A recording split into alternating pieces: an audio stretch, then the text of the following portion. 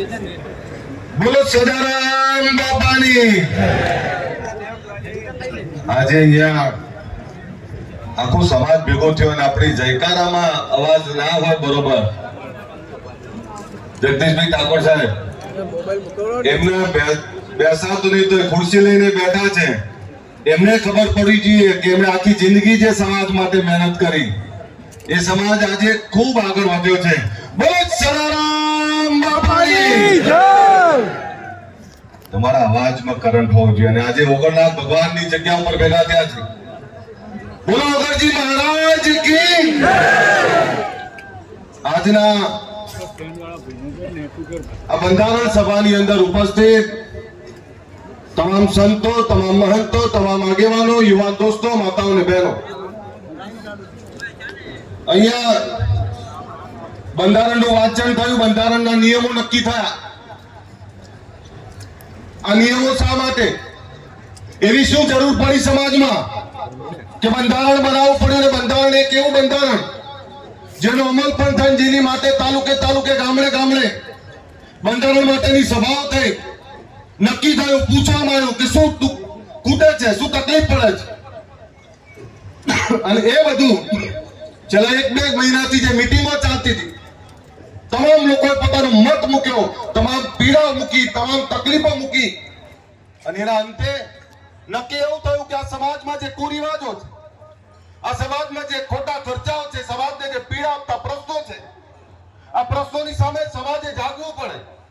બીજા સમાજો જે રીતે આગળ વધ્યા, ટેકનોલોજીમાં આગળ વધ્યા, અંધશ્રદ્ધા કુરિવાજોમાંથી બહાર નીકળ્યા, વ્યસન મુક્તિ તરફ વધ્યા, શિક્ષણની દિશા પકડી, એ સમાજો જે રીતે આગળ વધ્યા, તો આપણે શું ખૂટે છે? એક એવો સમાજ આપણે જેની જોડે જમીન જાગીરી, એક એવો સમાજ જેના માથા બહુ પણ તકલીફો પણ એટલી જ છે. ત્યારે આજે આ તમામ આગેવાનો, આજે કોઈ પાર્ટીના આગેવાનો નથી, આ જે આગેવાનો આવ્યા છે સમાજના આગેવાનો આવ્યા છે. સમાજની ચિંતા કરવા, સમાજની ચિંતા જે વર્ષોથી કરે છે, એ ચિંતા અને ચિંતાની સાથે અનુભવનું ભાથું લઈને આવ્યા છે. અહીંયા સંતો આવ્યા છે આશીર્વાદ આપવા માટે. આ સંતો એટલે આશીર્વાદ આપવા માટે આવ્યા છે કે સંતો હંમેશા પોતાના અનુયાયીઓને એક જ આશીર્વાદ આપતા હોય કે સુખી થાવ. જ્યારે સુખી થવાનો આશીર્વાદ આપવા માટે આવ્યા હોય ત્યારે આ સંતોને પણ એવું લાગ્યું છે કે ગૌ બંધારણ એવા નિયમો બની રહ્યા છે જેના થકી આ સમાજમાં તમામ બદીઓ, તમામ તકલીફો દૂર થઈ અને સમાજ તમામ ક્ષેત્રે આગળ વધી શકે. એટલે આશીર્વાદ આપવા માટે આવ્યા છે કે આ બંધારણનો 100% અમલ થાવ અને સુખી થાવ, એવા આશીર્વાદ આપવા માટે આવ્યા છે.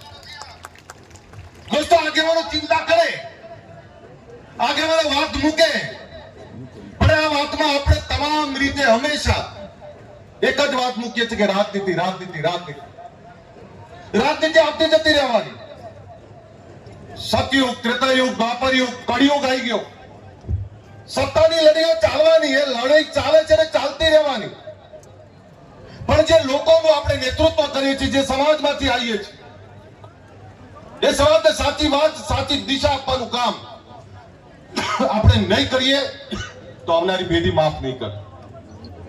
આજે અહીંયા તમામ આગેવાનો બેઠા છે ત્યારે તમે જોયું હશે કે હજારો લોકો આવ્યા. હું પોતે, હું ને મારા પત્ની બે આવ્યા છે. આ ગેની બેને આમંત્રણ આપ્યું હતું, એ મને ના પાડતી ઉભા ના કરતા, કારણ કે મારા પપ્પા આવ્યા છે, મારા ઘરનાને લઈને આવ્યો છું. મેં એને કહ્યું કે ગેની બેને કાલ મેણું માર્યું સાહેબ કે સજોડે આવજો, નહીતર નિયમનું પાલન કોણ કરશે? મારી બહેનો અહીંયા બેઠી છે બધી. સાહેબ, બંધારણ બન્યું અને બંધારણનો અમલવારી આપણે કરવી જ પડે. પણ આમાં બે સૂચનો છે મારા. મને સૌથી સારી જો બાબત લાગી હોય તો તમે વૈશાખ સુદ ને મહા એટલે 15 દિવસના આખા વર્ષના 30 મુહૂર્ત નક્કી કર્યા.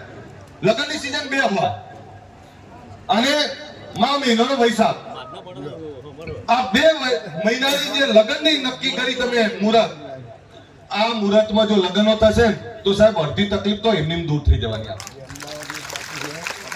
એનું કારણ છે કે આહિર સમાજ, હું આહિર સમાજના સાહેબે ગયા છે, હું ગયો છું, બધા ગયા છે. બળદેવજી, તેરસના દિવસે એક જ દિવસે આખી રાત લગ્ન થાય, ઘરે ઘરે આખા ગુજરાતમાં આખો સમાજ ઘરે ઘરે લગ્ન થતા હોય. કોઈ જગ્યાએ 15 લોકો બેઠા હોય, કોઈ જગ્યાએ 20 લોકો બેઠા હોય, પણ એ તમામ જગ્યાએ 10 લોકો, 15 લોકો, 20 લોકો, એટલે કોઈ ખોટા ખર્ચા થાય જ નહીં, ખોટા દેખાડા થાય જ નહીં. એટલે આ જે નક્કી કરે છે નિયમ, હું આ બંધારણ નક્કી કરનારા તમામ આગેવાનોને અભિનંદન પાઠવું છું કે આ નિયમ થકી તમારી 50% તકલીફ દૂર થઈ જવાય. પણ એક બીજી વાત કરું, તમે 16 નિયમ બનાવ્યા, 17મું નોંધ લખી છે, પણ 17મો નિયમ પણ બનાવો. આપણે તો બોલામણા બંધ કરો. આવી ગયું? આ બોલામણા એટલે શું મને ખબર પડે? આપણે ત્યાં કોઈ માદું પડે તો એના ઓછીકા નીચે 10-20 રૂપિયાની 50 રૂપિયાની નોટ મૂકવાનો રિવાજ કેમ? તો કે આને દવાખાનાનું બિલ ભરવામાં તકલીફ ના પડે. આ રિવાજ એના માટે કરેલો, પછી તો 10,000 રૂપિયાનું દવાખાનાનું બિલ ને 2.5 લાખ રૂપિયા તો એ બોલામણા વાપરી નાખે છે. આ ના ચાલે. તમારે ખોટા ખર્ચામાં નીકળવું પડે બહાર. પણ આ બંધારણ બન્યું, સૌથી પહેલા સ્ટેજ વાળાને શપથ લેવડાવજો.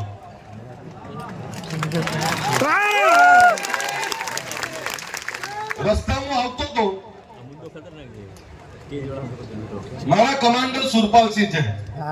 સુરપાલસિંહ મને કે સાહેબ આ બંધારણ તો બનશે, પણ આ સમાજનું બંધારણ પૈસા વાળા ને વગદાર આગેવાનો ઉપર લાગુ પડશે તો ચિંતા ના કરો, સ્ટેજ ઉપર જઈ વાત તો કરશું. અમારા દશરથજી અત્યારથી બી છે, કારણ કે દશરથજીના દીકરાના લગ્ન છે આ મહિને. પણ તમને કહું, હું મારા પપ્પાનો આભાર માનું કે મારા દીકરાના 10 થી 15 હજારમાં લગ્ન કરી દીધા એમને. મને સાહેબ કોઈ કહેવા નહીં આવ્યું કે ખવડાવવું પડે કે બીજું ત્રીજું. મને આનંદ છે. અને ખરો પ્રસંગ તો કુટુંબ કબીલા વચ્ચે મજા આવે. તમે 5000 લોકોમાં કોને મળો? જાનૈયા આપણા માટે બધા જ માટે સન્માનીય હોય. આપણા દીકરા દીકરીના લગ્નમાં આવ્યા હોય તો એ તો આપણા માટે બધા માટે સન્માનીય છે. એટલે આ નિયમ જે બનાવ્યા છે, આ નિયમનું પાકી અમલવારી આપણે કરવી જ પડે, અને તો જ સમાજનું ઉત્થાન થાય. અને હમણાં એમણે વાત કરી ગયા મેં સદારામ ધામની કે 10-11 વીઘા જગ્યા લઈ લો, ત્યારે તમે જુઓ કે આ સમાજના જે લોકોમાં તાકાત છે, જે લોકો જોડે પૈસા છે, એ લોકો બધા 1-1 વીઘો જગ્યા આપવાની વાત કરી. ત્યારે હું, લવિંગજી કેસાજી અને સ્વરૂપજી ઠાકોર 11 વીઘા જગ્યા આપીએ છીએ. તમે ત્યારે કરો. અને એથી આગળ બીજું કહેવા આવ્યો છું તો 26મી જાન્યુઆરી રાતના 3 વાગે બોલાવ્યા છે મેં તમને. ખબર છે ને? 26મી જાન્યુઆરી રાતના 3 વાગે ખાલી એમને વાતો મારવા નહીં બોલાયા.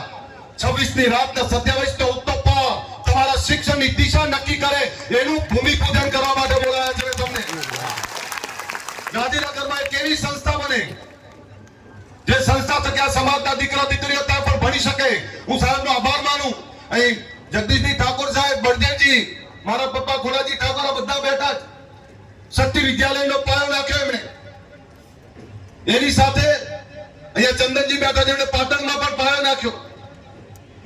હમણાં આપણી વચ્ચે બીજા આગેવાનો પણ ગયા. કેસાજીએ દિયોદરમાં જે સંસ્થા ચલાવે છે, આ કોઈ નાની વાત નથી. અહીંયા બાબરમાં જ્ઞાનીબેનને ચલાવે છે. હમણાં સ્વરૂપજી એમણે મુહૂર્ત કર્યું. અમારા લવિંગજી ઠાકોર રાધનપુરમાં ચલાવે. તમામ જગ્યાએ સમાજના આગેવાનો તો મથે છે. સમાજના આગેવાનો શિક્ષણની સ્કૂલ બનાવશે. પણ આ જગદીશભાઈ, બળદેવજી, ખોડાજી, મારા પપ્પા, બધાનો પ્રશ્ન શું છે ખબર છે? કે અમે સ્કૂલો કોલેજો તો બનાવી દઈએ, પણ તમારા દીકરાઓને મોકલશે કોણ? તમે મોકલતા નથી એટલે એનું ઘડતર નથી કરી શકતા. આજે સમાજ જાગ્યો છે, સમાજમાં ભૂખ છે, પણ દિયોદર છોડીને એમને અમદાવાદ આવવું પડશે. અમદાવાદે ગાંધીનગર છોડીને અમેરિકા જવું પડશે, તો જ આગળ વધશો. તમારે સમાજમાં ભૂખ લગાડવી જ પડે, અને ભૂખ સમાજના સર્વાંગી વિકાસની